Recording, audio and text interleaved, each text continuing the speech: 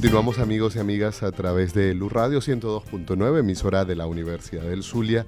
Hoy estamos conversando sobre un tema de interés como es la filosofía para niños, y nos acompaña el profesor Álvaro Márquez, profesor de la Universidad del Zulia y de la Universidad Cecilio Acosta, especialmente la Universidad Cecilio Acosta, donde han venido desarrollando esta línea de trabajo de la filosofía para niños. Y habíamos dejado, profesor, una inquietud relacionada con el tema de cómo los adultos, ya con nuestros esquemas de conocimiento, con nuestras formas de racionalizar el mundo, podemos aproximarnos o podemos tener una atención adecuada cuando un niño hace una pregunta, cuando un niño tiene una inquietud sobre un tema o cuando incluso algún tema lo rebasa.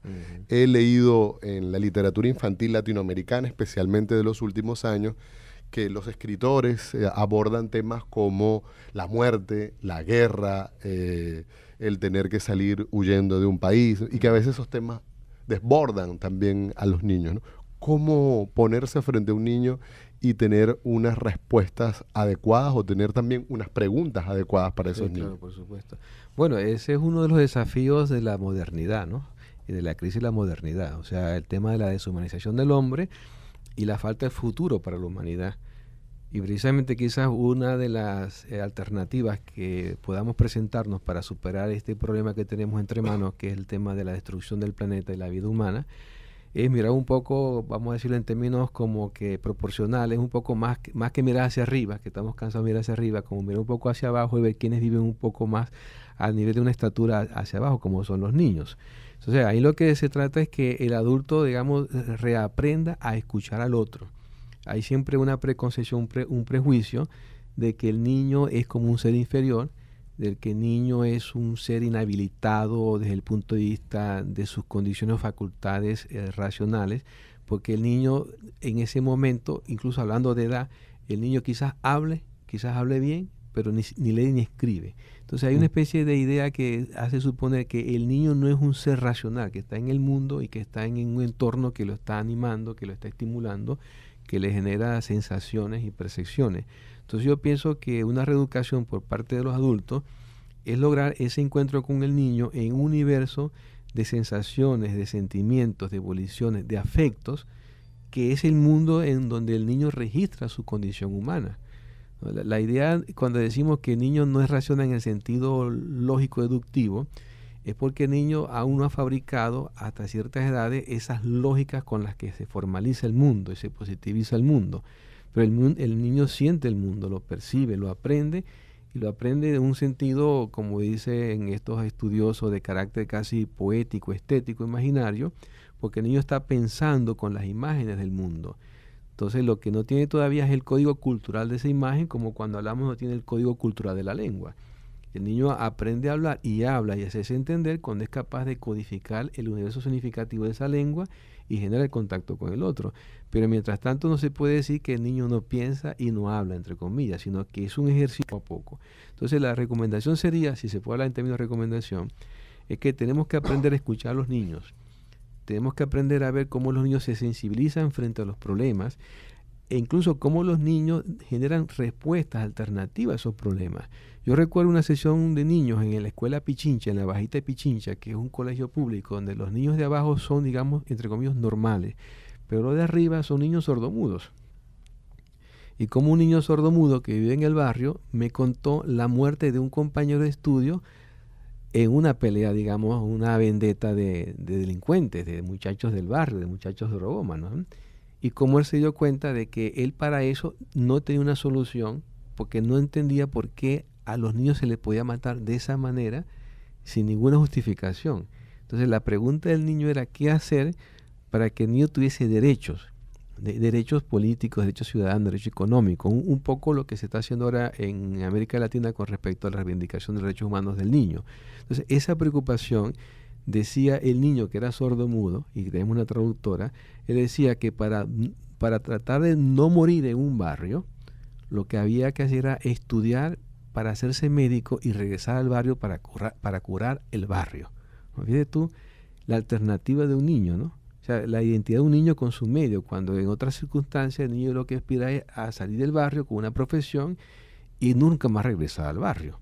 Entonces nos sorprendió mucho que un niño supuestamente sordo-mudo, que hay una desconexión, entre comillas, con el mundo de la realidad, con el mundo de la comunicación, del diálogo verbal que tenemos nosotros, haya hecho esa reflexión, ¿no? Y nos haya ilustrado a todos nosotros y nos haya enseñado una cosa que realmente no la tenemos tan en cuenta, ¿no? Que es la recuperación de lo que son los problemas a través de nosotros mismos y darle solución a través de nosotros mismos. Podríamos decir que ese niño tenía una especie como que ética, una ética del compromiso, una ética de la existencia, por resolver desde él mismo, junto a otros, problemas que a todos nos perjudican, que a todos nos afectan. Entonces yo pienso que ahí es donde está el juego dialéctico, el juego comunicativo, dialógico, de ver que los niños sí tienen bastante capacidad de respuesta. Es más, ya para hacer la idea, y no necesariamente con el lenguaje, ¿no? Y en este caso extremo del sordomudo, sino a través del dibujo. Nosotros en sesiones de filosofía para niños, con niños de 4 y 5 años, hemos creado problemas sobre el afecto entre madres e hijos, el afecto del amor entre padres y amigos. Y los niños han dado respuestas a través de los dibujos. Ellos escriben con la imagen, ellos no escriben con palabras en un discurso gramaticalmente, digamos, organizado, sino con imágenes. Imágenes que son dispersas, que no se entienden. Entonces ellas lo van asociando, tú te das cuenta, como me decía en la sesión del sábado una niña llamada Isabel, con respecto a este niño José Daniel, que hizo un cuento donde todo el mundo quedó muerto, porque era un cuento así tipo de esos juegos de cibernética, donde todo es violencia. Entonces Isabel dice, bueno, pero están todos muertos, pero resulta que no todos están muertos porque a algunos el corazón le flota. Todavía a mí se me paran los pelos, ¿no? A algunos todavía el corazón le flota en el aire. Y dice, bueno, ¿y qué significa eso? No porque Dios los viene a salvar, no porque el Espíritu existe, no porque la belleza, pero fíjate tú la imagen, ¿no? El corazón aún flota en el aire. El recuerdo, la memoria, ¿no? Una niña que da una alternativa, o sea, el concepto algo así como de esperanza posible, ¿no? Que aunque alguien haya muerto, hay algo que de él queda todavía. Una niña de 11 años, de 11 años. Entonces yo pienso que tenemos que aprender a escuchar a los niños, tener paciencia, capacidad de reflexión crítica y auténtica reflexión crítica donde un adulto puede estar totalmente desarticulado con todas sus opiniones y con todos sus argumentos. Algunos adultos quisieran ser como niños en el sentido de poder pensar en ese lenguaje o poder incluso hacer esas relaciones que ya de adulto difícilmente ya podemos hacer por nuestros esquemas, por nuestra racionalidad propia, ¿no? Algunos pensadores requieren, necesitan, buscan, anhelan volver a pensar como niños. Sí, claro que sí. Los padres que hemos tenido en sesiones de filosofía para niños, cuando los padres dejan a los niños, los dejan muy contentos porque el niño va a tener una actividad recreativa, ¿no? Ellos van a tener el sábado en la mañana libre. Cosa que a mí me complace mucho escuchar eso en los padres porque me doy cuenta del nivel de autoengaño que tienen, ¿no? O sea, que no están entendiendo en qué consiste el proceso, pero cuando el niño regresa a su casa, y me han dicho, entonces que regresa muy preguntón, regresa que no sé, entonces resulta que el niño de alguna forma arrastra a su padre a la sesión de filosofía para niños.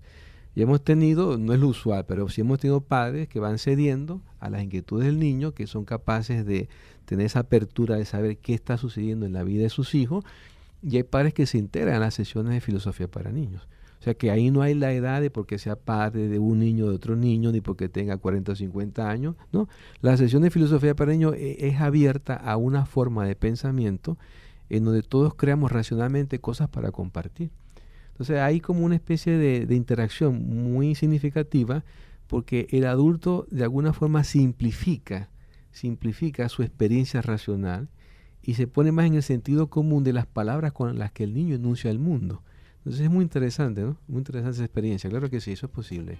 Estamos conversando con el profesor Álvaro Márquez, esta experiencia muy interesante, muy enriquecedora, que nos va a generar, bueno, niños que tengan la posibilidad de plantearse el mundo, de pensar el mundo, e inclusive de algo que será muy importante es no estar de acuerdo con, ¿no? Que es como muchas veces lo que se encarga la familia y la escuela, que domesticar al niño, al niño preguntón, al niño que no resuelve el problema matemático como le enseñó la maestra, sino que ha creado su propia estrategia para resolverlo.